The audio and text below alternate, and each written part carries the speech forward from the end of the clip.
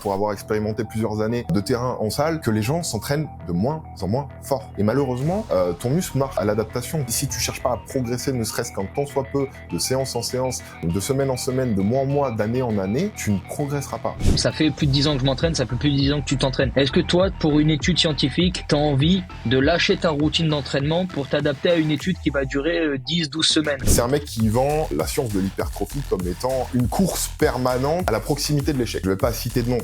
Leur vie tout entière, leur vie est dédiée à ça. Le mec, à 10 minutes, il a 7 chances sur 10 de foirer. Donc moi, petit mec qui est stressé toute la journée, je rentre chez moi, ma femme me casse les couilles, c'est normal que tu sois moins performant. Est-ce que c'est intéressant, est-ce que c'est intelligent de s'entraîner à l'échec sur toutes ces répétitions, sur toutes ces séries? Ça sert à rien de vouloir rusher le truc, parce qu'on sait tous qu'au plus c'est agressif, au plus tu vas avoir des répercussions, et dans tout, ratio bénéfice-risque. C'est comme la drogue.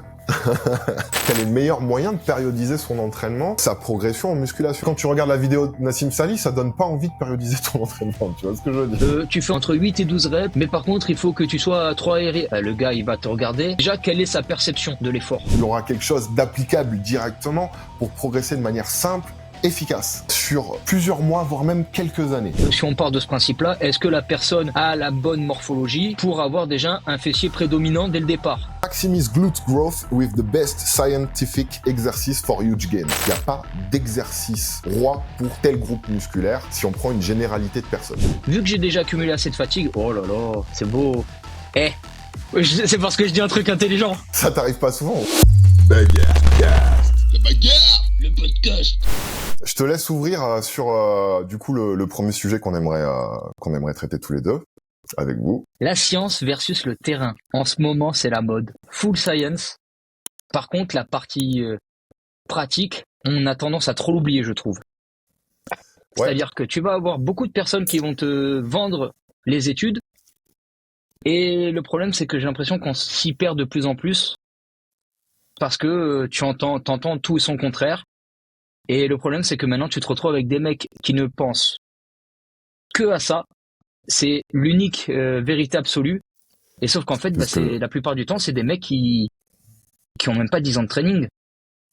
Ouais, c'est ce à quoi je pensais aussi. Tu vois beaucoup de jeunes pratiquants et moins jeunes d'ailleurs qui ne jurent que par la science comme valeur absolue à partir du moment où ça a été décrypté dans une étude que je sais pas moi, le stress métabolique était moins efficace que le stress mécanique pour prendre de la masse musculaire. On en fait une vérité absolue et puis on passe dessus en oubliant tout le reste. Faut pas oublier que la plupart des études que l'on peut sortir aujourd'hui ont été contrées par d'autres études également. Donc en gros, il n'y a pas en musculation, c'est pas blanc ou noir tout ça.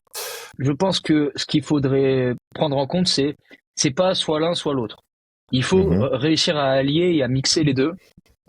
Ok, ouais. J'ai vu que par exemple telle étude scientifique, je te dis là je vais dire une bêtise, mais j'ai une meilleure hypertrophie en faisant que du 8 reps, mais en gardant même pas une rep de réserve sur mes 8 reps. Donc je ne fais que ça, sans avoir jamais exploré.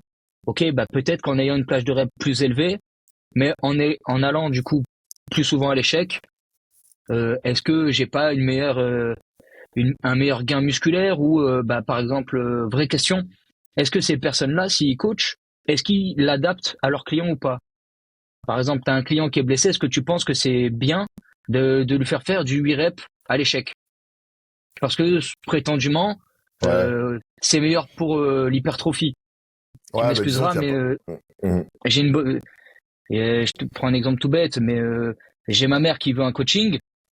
Je lui fais un coaching. Ma mère, c'est une débutante dans ce domaine-là. Je vais peut-être pas aller lui faire taper du 8 reps direct à l'échec. Déjà, pour les débutants, c'est quoi l'échec? Quel échec on parle? Postural ou échec musculaire ou échec nerveux? On parle de quoi? C'est ça la vraie question aussi.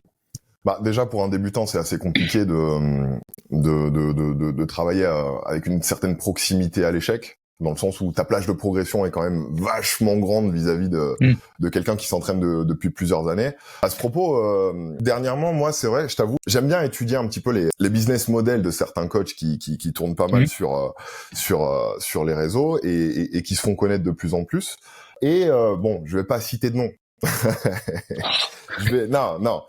Je suis tombé dernièrement sur un jeune qui pratique la musculation depuis 8 mois et qui a monté une formation. Non mais Oh, ah ça, oui, ça a le mérite oui. d'exister.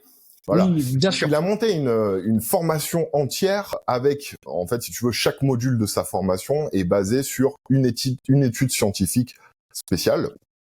Ça commence mal. Voilà. Ça commence mal. Déjà, donc, en gros, il y a 8 ouais. mois de muscu, formation hypertrophie. Fais voir la shape du mec. Je peux pas montrer ça, frère. Non, on n'est pas là pour Ça taper. veut tout dire. On Ça n'est sent pas le là piège. pour taper. Non, mais bon. Non, mais déjà, moi j'ai trouvé, j'ai trouvé son approche très intéressante, tu vois. Oui. Je trouvais son approche extrêmement intéressante. Et puis comme là, je vais décrire un petit peu l'étude sur laquelle moi, tu vois, j'ai eu ce petit red flag. Ouais. Je t'interromps juste. Oui, Faire je t'en un prie. chapitre par formation, juste basé sur une seule étude. Alors déjà une étude. En plus de ça, résumé PubMed. Donc pour que vous compreniez Incroyable. bien, la plupart du temps dans les comment ça s'appelle, dans les vidéos qu'on vous propose quand une étude est citée, la plupart du temps on ne sait pas de quoi on parle. Est-ce qu'on parle d'un résumé d'une seule étude? Est-ce qu'on a tous les protocoles qui sont pris en compte? Est-ce qu'on a l'étude entière? Comment ça s'appelle? Est-ce que c'est une méta-analyse? Voilà, de plusieurs études qu'on a croisées les unes avec les autres. Il faut savoir que PubMed, donc tout ce qui est études scientifiques, c'est payant. La plupart du temps. Pour accéder à l'étude dans son intégralité, pour regarder les protocoles qui ont été utilisés lors de ces études, la plupart du temps, il faut payer pour accéder à ces études. Donc, très souvent... Et souvent, c'est cher. Hein. Et c'est très cher. Donc, ça monte à 70 € l'étude. Hein. Ouais, c'est 70 € l'étude. Enfin, ça peut monter jusqu'à plus, hein. Ça dépend dans quel secteur tu vas. T'en connais beaucoup, toi, qui mettent des 70 € par étude, là? Non, et puis même, en fait, si tu veux, la plupart du temps, c'est sourcé, hein. Quand le mec parle d'études, c'est sourcé, mais quand tu cliques dessus, tu arrives sur le résumé d'études. T'as pas l'étude en entier. Donc là, en fait, si tu veux, dans son petit module, mais je crache pas parce que je trouve la démarche intéressante. Tu vois ce que je veux dire? Il y a une bonne approche, il y a une bonne mentalité.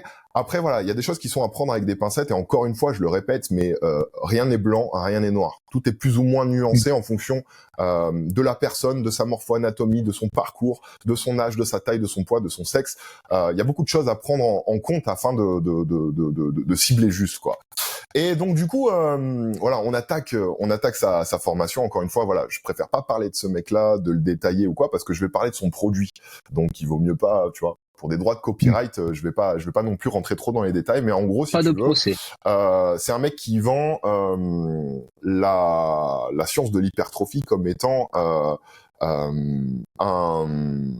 une course permanente à la proximité de l'échec. Ce qui est pas faux en soi. Mais donc du coup, vient dans son protocole de formation le stress métabolique. Est-ce que on peut détailler un petit peu ce qu'est le stress métabolique, peut-être, Romu? Est-ce que tu veux te mouiller un petit peu? C'est toi l'expert, non? Moi, Ok. Non, grosse. Bah vas-y, écoute, t'es lancé. Non, je t'en prie. Je rebondis. Grosso modo, le stress métabolique, c'est l'accumulation de fatigue musculaire. Donc, tu vas enchaîner plus de reps, 12, 15, 20, 25, 30, 35.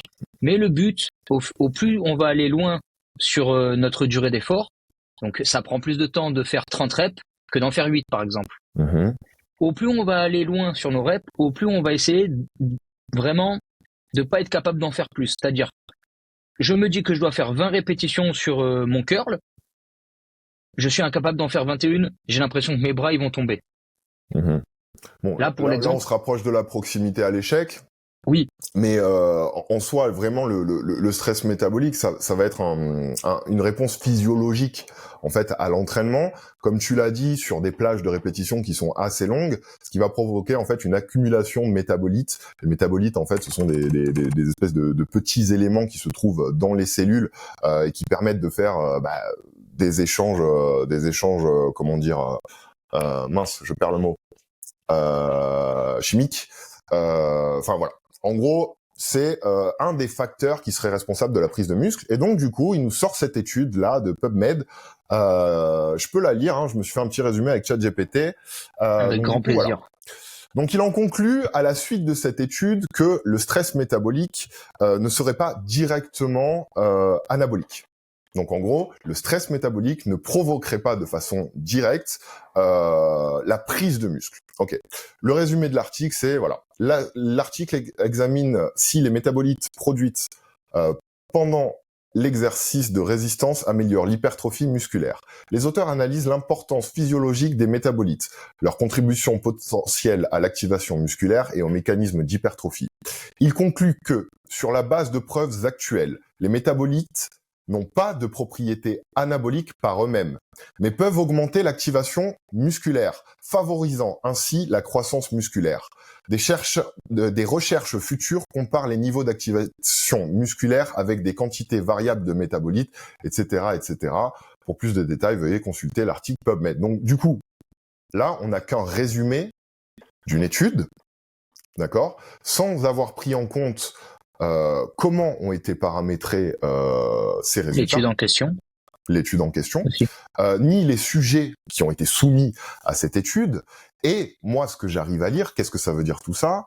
Donc en gros, les métabolites peuvent augmenter l'activation musculaire, mais n'ont pas de rapport direct avec l'anabolisme. Qu'est-ce que ça veut dire? Ça veut dire qu'il faudrait le cumuler avec quelque chose d'autre. Exactement. Ça veut pas dire. T'as vu un peu, ça réfléchit un peu. Hein. Attention, tu vois, et en fait on prend ça, tu vois, je veux dire, et on prend, c'est un petit peu comme quand tu fais, non mais frère, c'est un petit peu quand tu discutes, tu vois, que tu badines avec quelqu'un par texto, et que dans un pavé comme ça, la personne elle va prendre ce qu'elle a envie de prendre.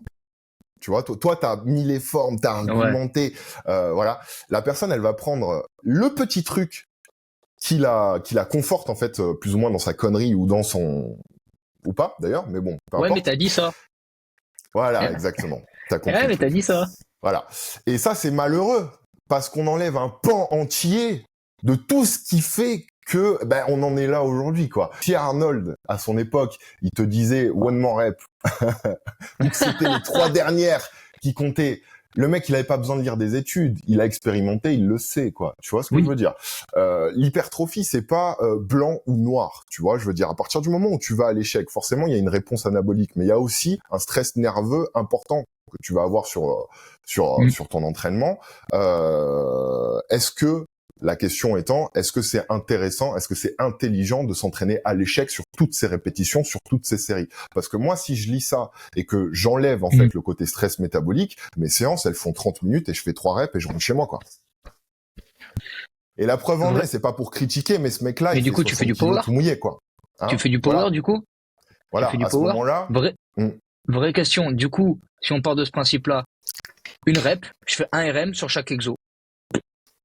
Eh oui. Comment il s'appelait? Le stress métabolique, on le dégage. On prend que du stress mécanique. Je me prends pas la tête. Je fais une rep. Ma rep, elle dure 9 secondes. Et c'est tout. Voilà. Et après, je rentre chez moi. C'était pas Marcus Rule. C'était qui? Je crois que c'était un Allemand aussi qui à l'époque avait mis en place ce système de la série unique. Tu te souviens? Ouais, je me rappelle plus du nom. J'ai peur de dire. Il y a une mouvance à une époque de ce fameux truc de la série. Il y a eu Menzer, c'est tout. Voilà, Menzer. Ah oui, voilà, oui. Série unique, oui. Ouais, la série unique. Après, ce que ce mec-là ne te dit pas non plus, est-ce que les jeunes qui font ce genre de truc avec les études ne comprennent pas non plus, c'est que ce mec-là, avant d'en arriver à te dire, moi j'arrive à maintenir, voire même peut-être un petit peu progresser avec une série unique en allant à l'échec. Maintenir. Est-ce que tu peux maintenir quelque chose que tu n'as pas? Non, mais ce que je veux dire, c'est que ce mec-là, avant d'en arriver là, il en a bouffé de la série, frère. Ah, il a fait d'autres choses. Manger sa mère de la série, tu vois ce que je veux dire. Donc, à partir de ce moment-là, voilà. Moi, je vois l'entraînement un petit peu comme un tableau. Tu vois ce que je veux dire? Dans lequel il y a des couleurs. Chaque couleur a son importance. Et en gros, si tu veux, tu vas pas faire ton tableau qu'avec du rouge, quoi. Tu vois ce que je veux dire? Ou du bleu, ou du ce que tu veux. Après tu vois, si on peut partir dans un autre... toujours un peu dans le même aspect, Du coup, si on part de ce principe-là, pour l'hypertrophie, ok, juste une rep à l'échec. Si tu fais du sprint, c'est une rep à l'échec, du coup. Bien sûr. Usain Est-ce Bolt, que les protocoles d'entraînement en sprint se font tous sur 100 mètres? Pas sûr non plus.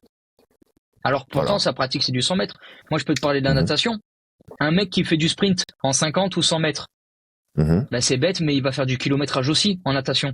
Il a besoin Bien d'une sûr. caisse de fond. Il a besoin d'une endurance musculaire. Bien sûr. Parce que sinon, ça veut dire quoi? On fait juste sa distance. Ouais. Non, et puis, je veux dire, si tu pouvais prendre du muscle en ne faisant que 4 à 5 reps à l'échec, je veux dire, ça se Ben, saurait. tout le monde le ferait et tout le monde serait Mais balèze. ouais. Enfin, tout le monde le ferait, non. Il y a quoi? Oui, Moi, personnellement. il y aurait plus de mecs musclés, quoi. Ouais.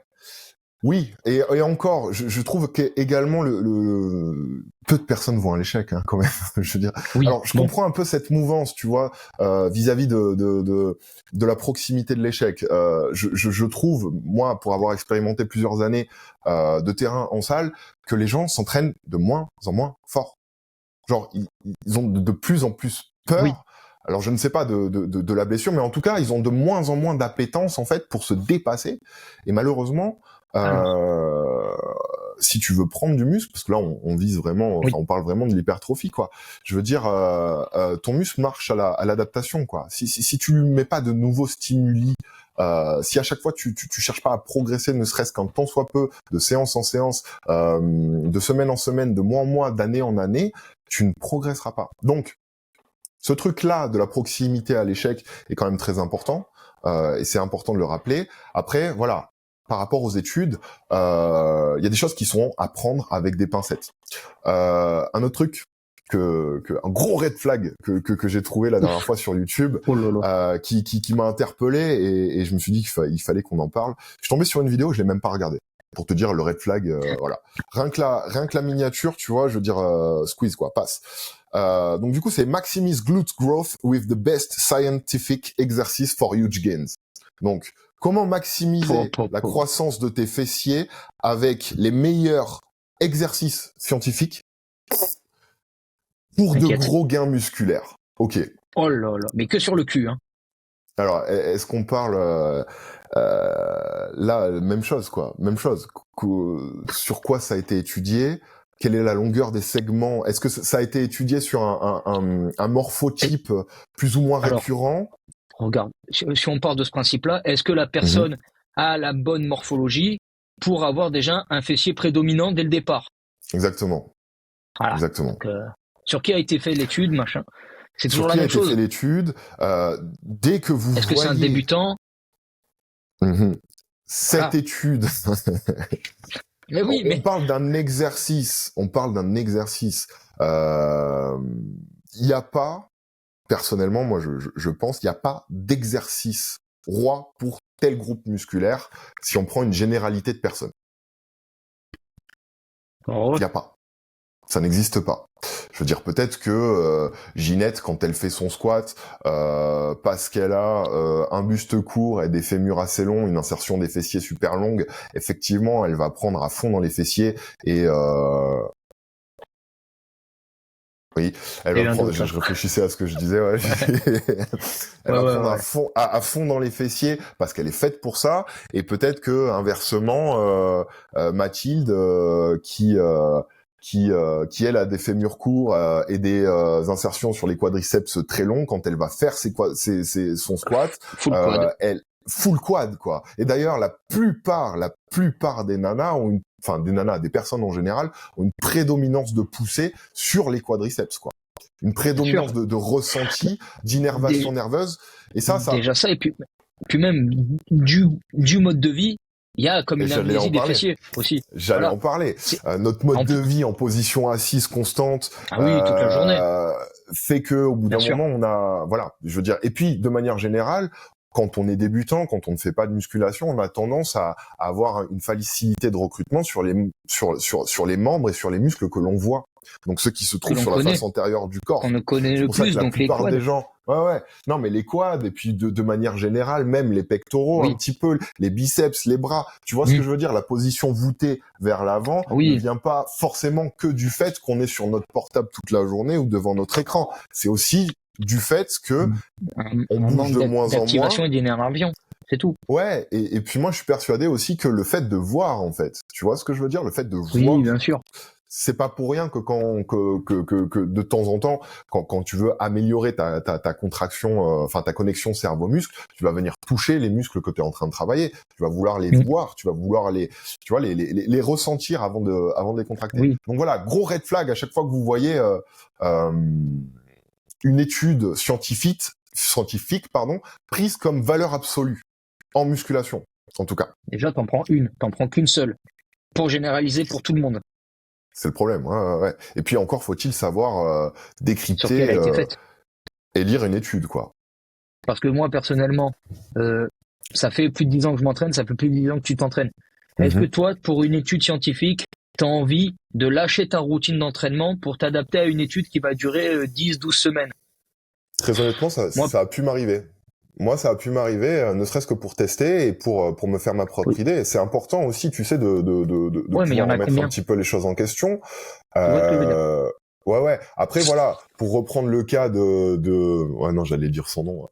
Du gamin, là? Ouais, du Ouais, petit, ouais. du gamin Du de 60 petit. kilos tout mouillé qui t'apprend à être hyper balèze. Anabolique. Et encore une fois, je crache pas sur lui parce que je trouve son travail, somme toute, assez... voilà, il bosse, c'est un bosseur. Oui, voilà. Ouais, je sais plus ce que je voulais dire du coup, mais non, mais pour reprendre en fait ce cas-là, eh ben je sais plus ce que je voulais dire. Je suis navré. Apprendre avec des pincettes, Oui, voilà. savoir peser le pour et le contre, et il n'y a pas de blanc ou noir. Ça et Il faut prendre un peu des deux, voilà, c'est ça que je voulais dire. expérimenter, voir ce qu'on peut faire. Peut-être que toi, tu vas prendre plus de masse en faisant des séries longues. Je pense que c'est des outils à prendre en compte en fait, si tu veux. Pour reprendre ce cas-là, certes, l'activité métabolique au sein d'une cellule pendant ton entraînement n'est pas directement anabolique, mais comme on peut lire dans l'étude, elle active l'activation musculaire. S'il n'y a pas Ça va être de d'activation l'accumulation. musculaire, voilà. S'il n'y a pas d'activation musculaire quand tu fais ton développé couché sur tes pectoraux, d'accord? Tu auras beau pousser autant que tu veux. Je veux dire, s'il n'y a pas d'activation musculaire au niveau de tes pectoraux, tu ne prendras pas des pectoraux. Déjà de 1. En plus de ça, augmenter l'activation, enfin, je veux dire, indirectement, de manière générale, c'est anabolique.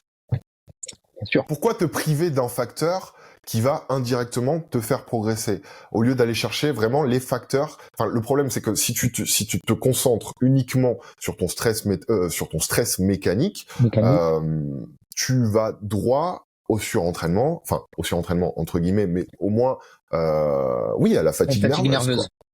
À une fatigue nerveuse accumulée qui sur le moyen et le long terme ne te permettra pas de progresser, quoi. Moi, regarde, tu vois ce que je veux dire? Oui, mais moi, regarde, je te prends un exemple tout bête. J'ai énormément de mal à recruter mes pecs. Je fais du développé couché, épaule, triceps. Donc ça veut dire que si je fais du développé couché, peu importe, à chaque fois. D'accord, ok, ouais. Mais moi, du coup, j'incorpore des séries longues en activation au fly pour ressentir mes pecs, pour envoyer de la congestion sur mes pecs. Du coup, au plus tu apprends à contrôler ton muscle, du coup, à le ressentir réellement. J'ai du mal à ressentir, ok, fais des séries longues, pareil, t'as du mal à ressentir tes fessiers, fais du kickback par exemple. Pourquoi? Parce qu'au fur et à mesure, tu vas créer de nouveaux schémas moteurs qui vont te permettre de mieux recruter musculairement. Et ensuite, là, quand tu vas faire tes développés, eh ben, peut-être que tu arriveras à mieux contracter tes pecs, à mieux utiliser tes pecs. Et là, tu pourras, du coup, pousser plus lourd. Alors, putain. Plus lourd ou mieux ressentir. Mais du coup, à ce propos, la préactivation, l'activation musculaire, pré-fatigue, appelle-le comme tu veux, j'en ai rien à foutre. Ouais. Ça sert à quelque chose ou pas? Parce que moi, j'ai entendu que c'était complètement useless. J'ai même entendu que si en 2024, tu faisais de la pré-fatigue, t'avais rien compris, il fallait que tu rentres chez toi. Et qui c'est qui dit ça alors? Parce que du coup, on fait pas d'échauffement. On fait pas d'échauffement du coup. On fait pas d'échauffement. On peut peut-être rebondir sur le fait que. Du coup, quand t'es débutant, t'apprends pas, tu fais pas d'apprentissage moteur. Mais même de manière générale. La preuve, c'est pas un mec de terrain. Ouais, Il a jamais fait. clairement. Voilà. Ouais, T'apprends à faire clairement. du vélo, tu prends un vélo de sprint direct.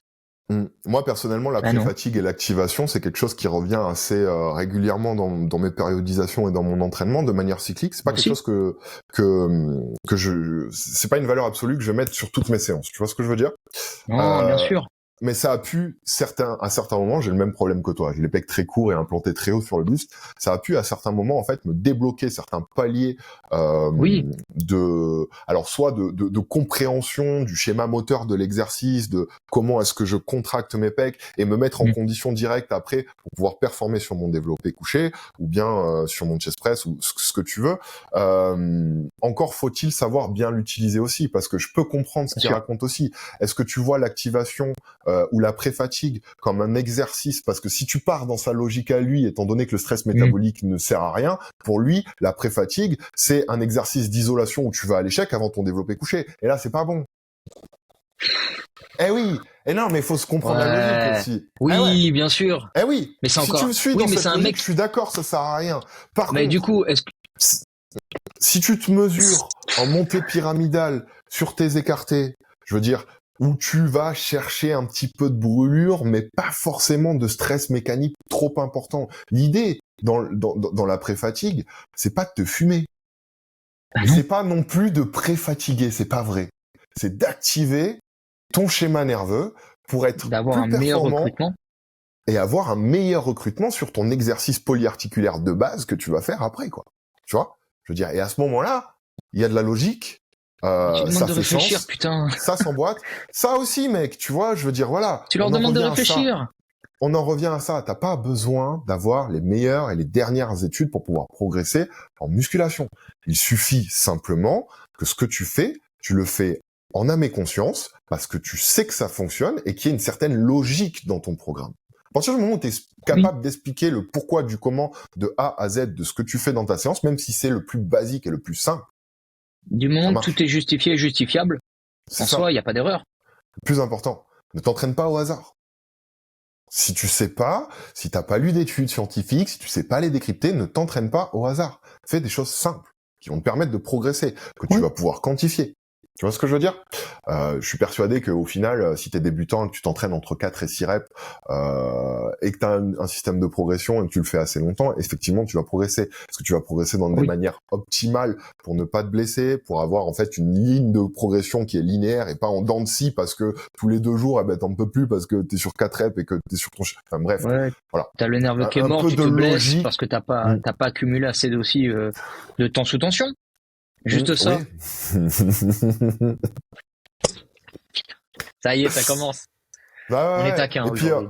et puis en plus c'est vrai, moi je suis pas un grand fan forcément de l'entraînement en stress métabolique tout le temps. J'utilise pas énormément de techniques Non, mais d'intensification, tu vois. tu peux avoir certaines périodes. Non, mais c'est une boîte à outils, frère. Tu Oui, engages voilà, c'est un tout. plombier qui vient chez toi, si le mec il a qu'un tournevis, il peut rien faire. Tu vois ce que je veux dire? Si je suis face à une vis cruciforme, j'utilise un tournevis cruciforme. Demain, je suis à bout de mon entraînement, mais bon, je veux dire, j'ai encore un petit peu de jus. Ben là, le stress métabolique, en fait, va te permettre de potentialiser tout l'effet que tu as eu sur, tu vois, sur ton stress mécanique, quoi. D'accumuler un Tu nouveau vois. stress, d'avoir peut-être plus de Exactement. tonnage. Et du coup, là, j'ai pu quantifier. J'ai fait Bah, 1 tonne 5. Semaine prochaine, je peux faire 1 tonne 6, tu vois. Ça peut être une manière de quantifier son entraînement Bien sûr, oui, on va pas également. rentrer plus Mais dans les bon, détails non plus, mais. voilà, non, on va en parler après, je pense, mais Allez, c'est bon. mais Tu ouais, ça me fait laisses pas le choix, de toute façon. ça fait déjà 30 minutes qu'on parle sur ça, on est vraiment dedans. Et du coup ouais, tout ça pour dire voilà, rien n'est blanc ou noir, il y a un moment donné où il vaut mieux aller à la base et se concentrer sur des choses un petit peu plus simples. Voilà, un petit peu plus simple et puis arrêter de mettre constamment des shoots dans la fourmilière sur des trucs qu'on sait qui sont acquis et qu'on sait que ça marche, quoi. Tu vois ce que je veux dire? Oui. Nous à l'époque on n'avait pas grand chose quand on a commencé. On avait un truc. On avait un truc. Musculation. Ouais, t'avais super physique. Super physique. Et super physique, frère. Super physique, la base. La base. Les mecs ils se prennent plus la tête avec la bioméca, ils s'en battent les couilles. Ils font que du 3. Enfin bref. Ok. Est-ce qu'on a un deuxième sujet dans le coffre Le Envoyé. deuxième sujet, putain, c'était toi qui me l'avais proposé en Ah, plus. c'est moi qui l'avais donné. L'entraînement d'un culturiste contre celui d'un body. Alors, Alors, est-ce que déjà tu on peux va m'expliquer la différence entre les deux, s'il te plaît? on va essayer de définir ça. Quelle est la différence entre l'entraînement d'un culturiste et l'entraînement d'un bodybuilder? Ben moi, je pense que déjà, ça se situe dans le nom. Je vais reprendre un petit peu les termes de Gungill, Michael Gungill, sur la question. C'est écrit dans le titre, en fait. Enfin, c'est écrit dans l'intitulé. Est-ce que tu fais du bodybuilding, donc construire ton corps, ok, ou est-ce que tu fais du body destruction? C'est beau. D'accord. Non, mais faut bien comprendre que un culturiste s'entraîne pour de la prise de muscle et d'esthétique, ok, mais le point de vue santé, il le prend, il le met de côté. D'accord? Le bodybuilder, Le culturiste. le culturiste, oui. D'accord? À Oui. des fins de compétition sportive, voilà. Je veux dire, quand tu fais, mais c'est comme ça dans tout, hein. C'est pas que l'entraînement, hein. Tu regardes aussi, que ce soit dans la nutrition ou quoi, on n'a pas besoin d'arriver C'est en le côté santé sur extrême. scène. Exactement. Donc du coup, Ok. tout ça pour dire que, pour moi, un culturiste va choisir des exercices qui vont apporter le meilleur rapport en termes de prise de muscle, quitte à délaisser le côté santé et longévité. Un exemple simple.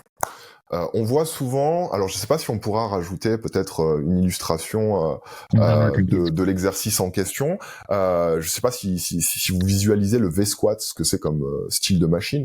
Donc c'est un espèce de hack squat, mais sur un axe qui est circulaire. Ok. Généralement, cette machine, elle est utilisée de dos, on se place dessus et puis on fait nos squats comme ça. Ok. Je vois énormément de jeunes, beaucoup de nanas qui font du reverse V-squat. Je ne nie pas que cet exercice est extrêmement efficace pour prendre du muscle sur les membres inférieurs du bas du corps. Je ne le nie pas, d'accord ? Mais le facteur risque sur cet exercice est hyper élevé. Hyper élevé.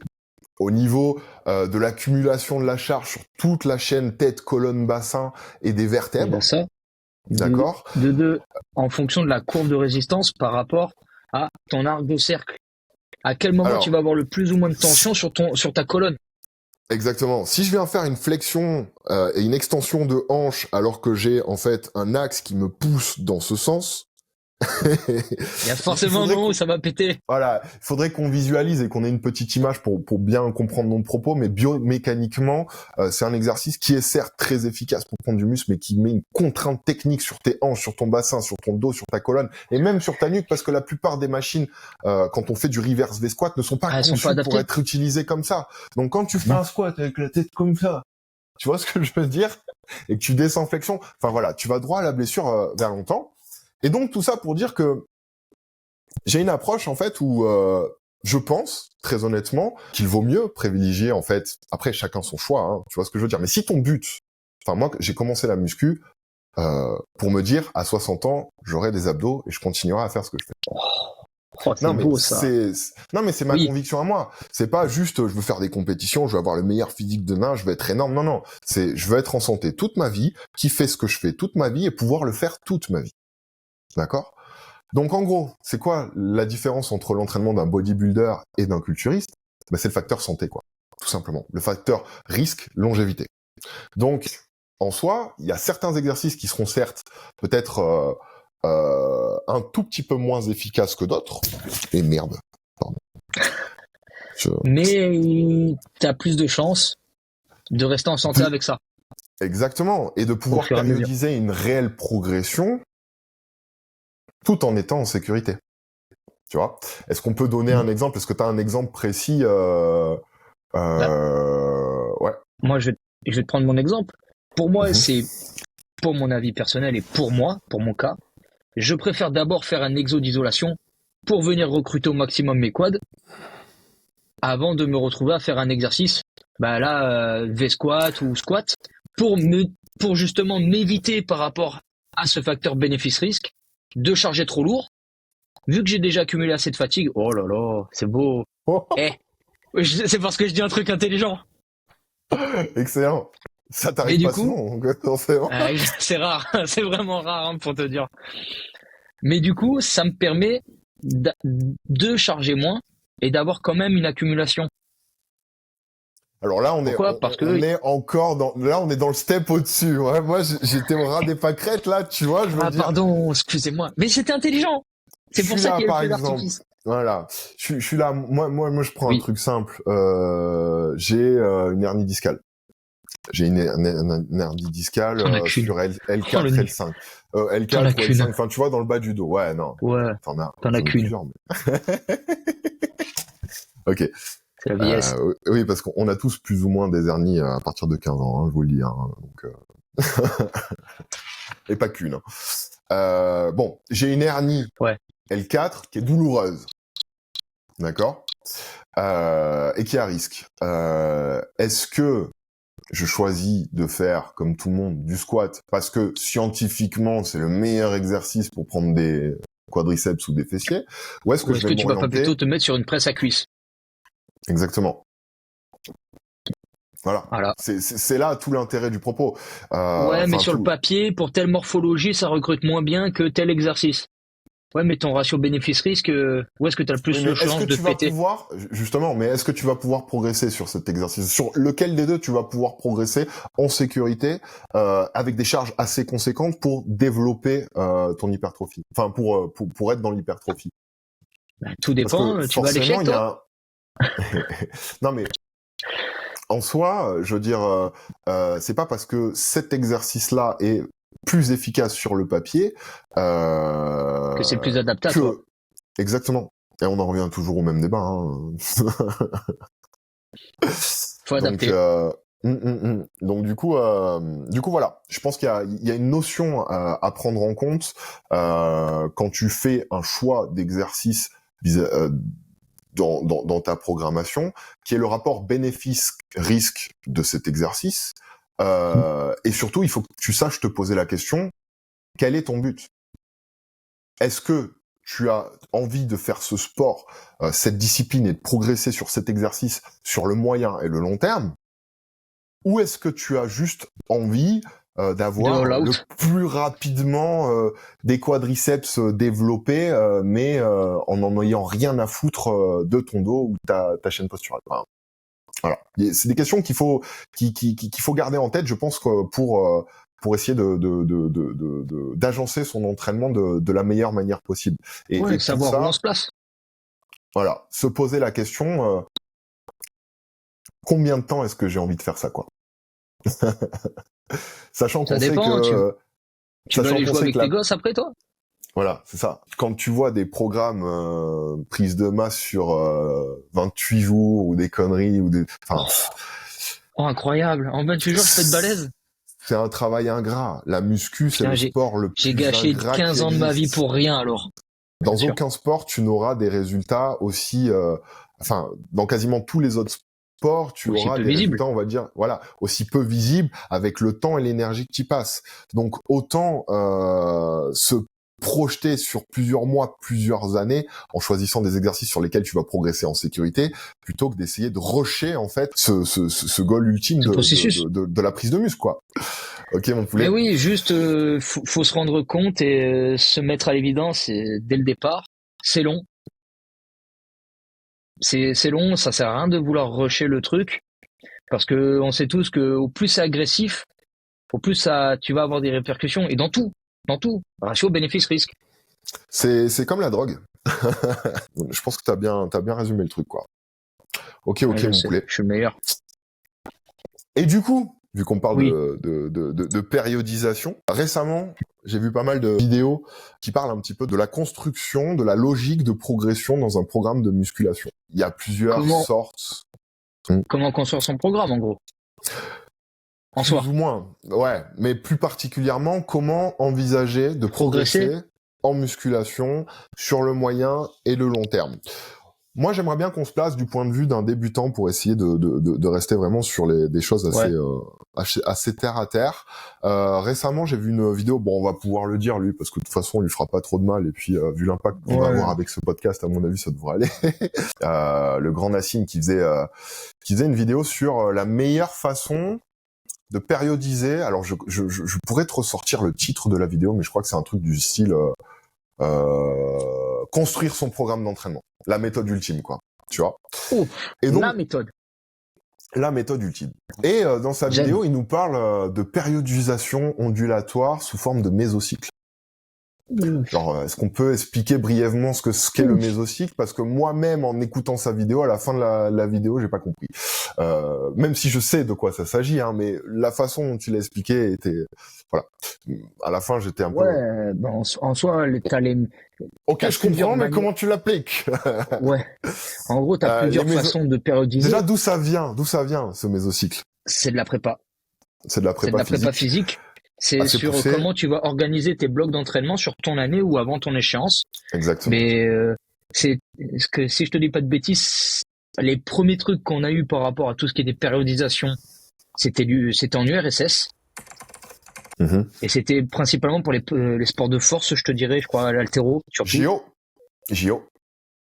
Voilà, pour les JO. comment organiser mes entraînements pendant telle et telle période pour mon objectif final. Donc c'est mon gigantesque bloc d'entraînement qu'on va appeler Mhm. méso. Ensuite, Mhm. j'ai 2 petits blocs d'entraînement qui durent par exemple premier bloc 1 mois, deuxième bloc 1 mois. OK, ça c'est une autre appellation de cycle et ensuite, j'ai un petit bloc de 4 semaines, un autre petit bloc de 4 semaines et ça c'est mes macrocycles. Et c'est juste en fait de comment. Tu peux détailler jusqu'à ta séance du jour. Hein, Oui, je veux bien dire. sûr. Tu peux détailler tes Bien cycles sûr. jusqu'à arriver à ta séance du jour. Voilà. Mais grosso Sachant- modo, c'est sur telle période, je vais plus travailler ma force max, sur telle période, mon explosivité, sur telle période, ma vitesse, et c'est juste une manière de répartir les choses. Mhm. Et là, j'aimerais bien qu'on appuie sur le fait qu'on parle encore une fois de musculation à but hypertrophique. T'es chef d'entreprise ou bien tu travailles à 35 heures dans le secteur tertiaire, secondaire, enfin peu importe. Ok, t'as une vie en fait À professionnelle, côté. t'as une vie sociale, je peux que t'aies une famille ou bien des choses à côté, et tu vas essayer pour un facteur, enfin pour de l'hypertrophie, de te calquer sur des programmations d'entraînement qui ont été faites pour des athlètes de haut niveau, qui ne font que ça, qui De leur vie, périodisent ouais, en fait, non pas que leur entraînement, mais toute leur vie autour de ça, Ouais. afin d'avoir une performance définie dans plusieurs mois. J'aimerais bien qu'on rappelle le taux d'échec sur les barres d'entrée, Ouf. d'accord? Et monstrueux. Sur l'annonce des barres d'entrée que peuvent faire les haltérophiles 10 minutes avant de passer sur le billard, j'allais dire, sur scène, enfin, comme Ouais. on dit, avant de passer. Ouais, sur le quoi. plateau. Ok, sur le on est plateau. à plus de 70%. On est Voilà. à plus de 70% d'échecs À 10 minutes dans ces cas-là. d'échéance. Donc, en fait, ce que je suis en train de t'expliquer, c'est que les mecs, pendant 6 mois, ils ont périodisé la barre d'entrée.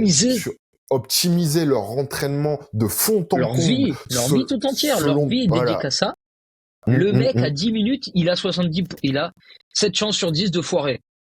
Ouais, et donc moi, petit mec, qui est stressé toute la journée, je rentre chez moi, ma femme me casse les couilles, j'ai du stress qui s'accumule, on t'a tanké en bagnole, t'as du stress qui s'accumule.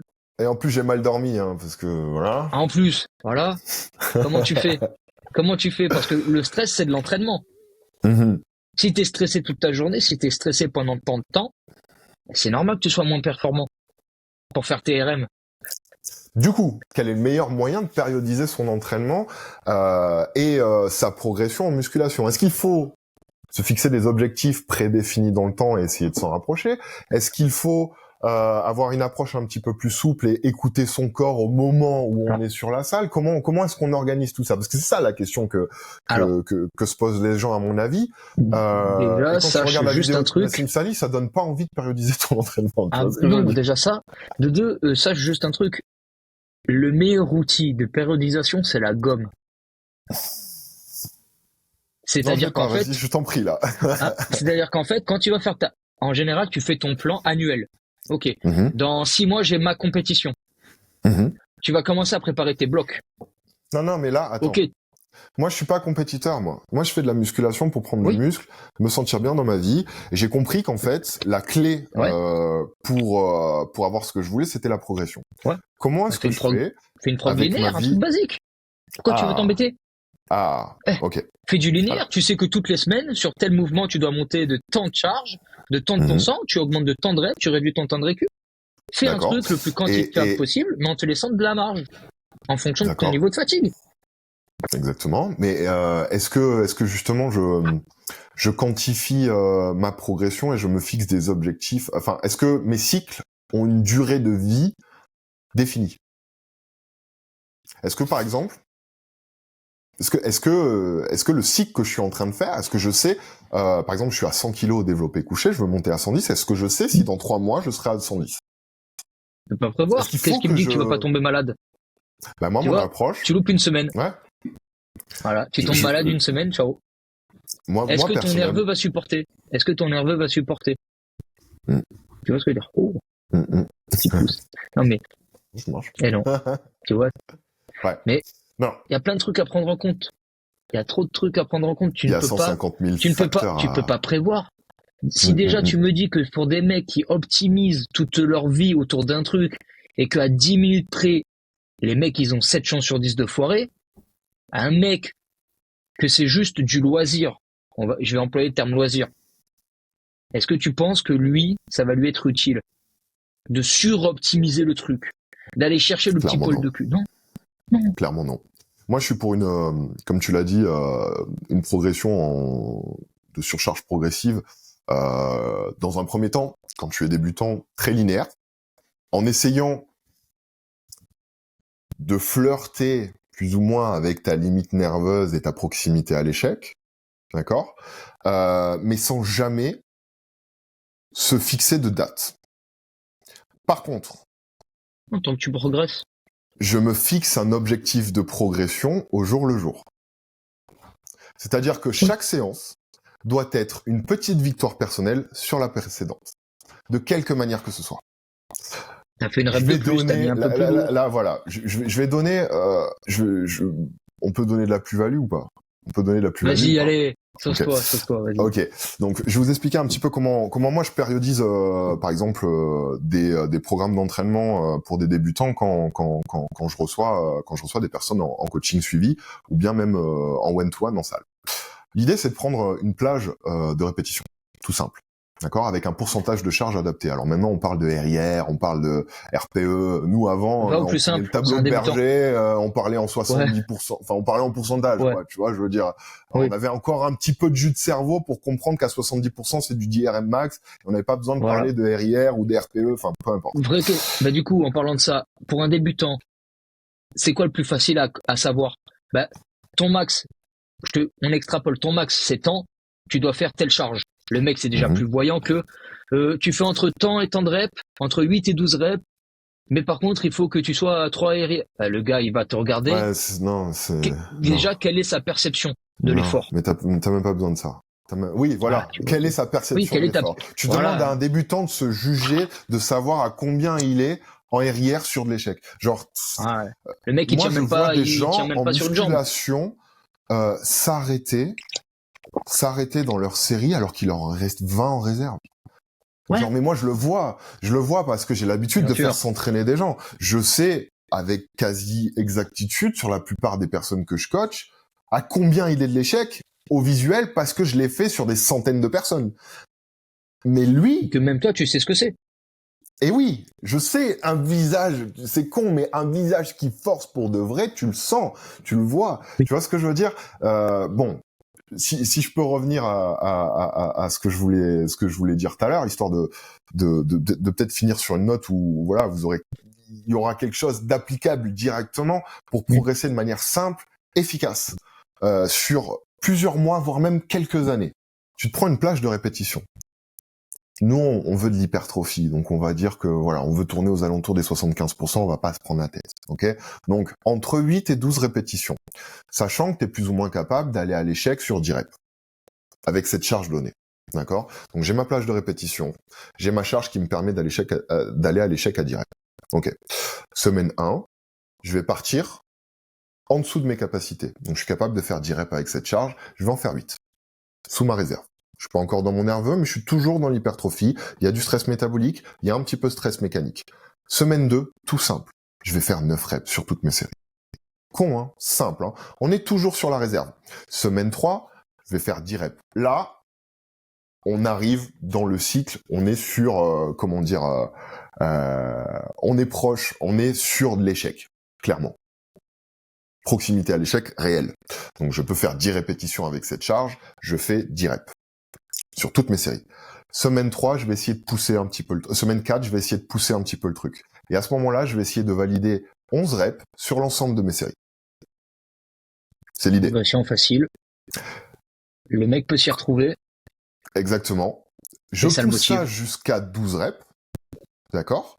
Et une fois que j'arrive à 12 reps, à ce moment-là, théoriquement, mon 75% a augmenté. À ce moment-là, je peux mettre de 1 à 10 kilos suivant l'exercice que je suis en train de travailler et repartir en plage basse de ma progression. Ça, cette méthode de progression simple, claire, nette, précise, super physique, hein, on l'a dit, hein, ça te mènera de 1 à 3 ans de progression facile. Juste ça. Largement. Juste ça. Moi, j'utilise encore, je me prends même pas la tête. Moi aussi, il y a des exercices que j'ai en progressive overload sur cette truc-là. Et c'est le meilleur moyen, en fait, d'essayer d'avoir une progression, en fait, super linéaire sur toute ta progression, tu vois, enfin, sur tout ton processus, sans jamais être réellement, dans, de la surcharge nerveuse. Tu vois, en début de progression, forcément que tes temps de repos vont être très courts. Ça aussi, on en a pas parlé. Peut-être qu'on fera des épisodes où on discutera là-dessus, sur le temps de repos. Mais plus t'avances dans ton cycle, forcément, plus tes temps de repos s'allongent. Mais l'idée, en fait, c'est simplement que chaque séance, tu fasses un petit peu mieux que la prochaine. C'est tout. Encore faut-il, pour que ce soit réellement efficace, savoir quel pourcentage de charge attribuer à quel groupe musculaire, parce qu'on n'a pas tous le même, on va pas tous réagir et répondre de la même manière à l'entraînement et à l'intensité sur chaque groupe musculaire. Peut-être que sur tes pectoraux, voilà, peut-être que sur tes pecs, voilà. Si t'appliques ça de 8 à 12 sur tous tes muscles, même si sur les épaules ou sur les bras, ce sera peut-être pas la plage. Ouais, c'est pas le plus optimal, c'est pas le plus optimal, machin. Ouais, mais c'est ça, un débutant quand il a. Voilà. Ouais. Tout simple, efficace, quoi. Je dirais, et t'as pas à te manger le cerveau, quoi. Un truc tout bête. Le mec, il aime faire ça. L'appétence. Voilà. Pour moi, ça, c'est une des valeurs. Un mec, il adore ce qu'il fait. Ah, j'aime trop m'entraîner comme ça, à faire du lourd. Ah, je le sens, j'aime pas trop, machin. J'ai mal à l'épaule, machin. Je te prends un exemple tout bête. Le mec, il préfère faire plus de reps. Il aime sentir la congestion. Il aime sentir la brûlure. Bah, le mec, il va revenir, il va pas s'arrêter. D'accord, mais progresse. Et qui veut dire progresser dit effectivement une certaine proximité à l'échec.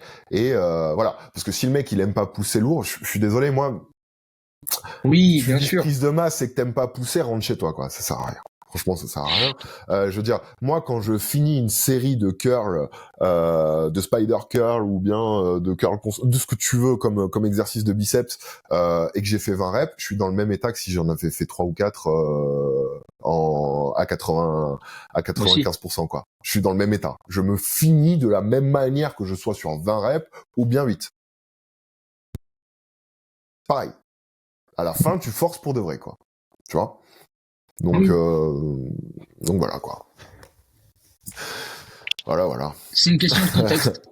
C'est ce qui ça sert à rien de chercher la complexité si tu gagnes ta vie avec, en soi.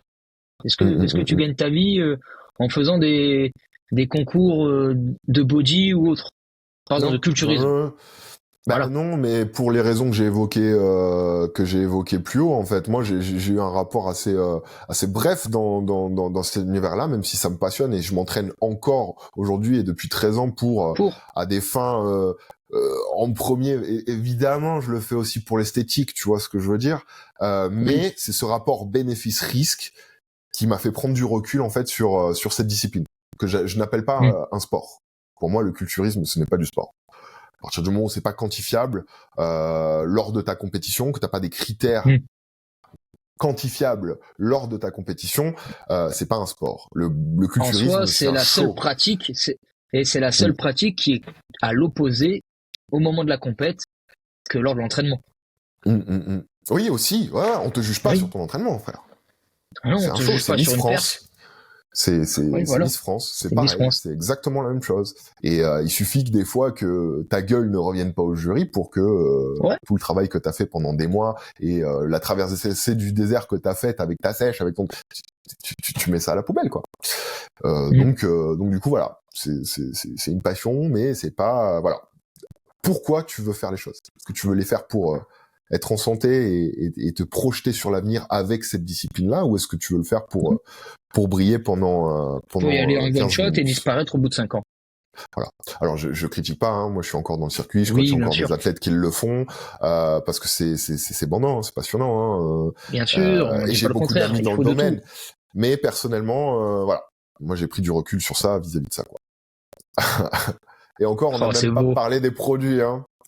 Oh non, non, non, pas d'emmerde. Non, pas pour l'instant. Pas de procès, pas de procès. Yes. Ok, mon Là, poulet. écoute, on a fait le tour de tous les sujets qu'on voulait parler. Ouais. Est-ce que tu auras un dernier petit truc ou pas? Bah, on peut peut-être inviter les gens à nous lâcher un petit pouce si vous avez apprécié le concept. N'hésitez pas à vous abonner, partager le podcast sur vos réseaux respectifs. On mettra, je pense, en lien nos 2 Instagram si jamais vous avez besoin de plus amples informations sur soit nos activités ou bien avoir des tips un petit peu en plus, parce que je sais que Romu se met à partager de fou sur les réseaux. Il fait un travail, J'essaye. il fait un super travail. Ouais, un petit peu à contre-pied de ce qu'on voit d'habitude, beaucoup axé sur la réhab, avec des conseils avec de la réelle plus-value, donc du coup intéressant. Et puis moi également j'ai mon Instagram et mon site internet si jamais vous voulez en apprendre un petit peu plus sur ce qu'on fait, quoi.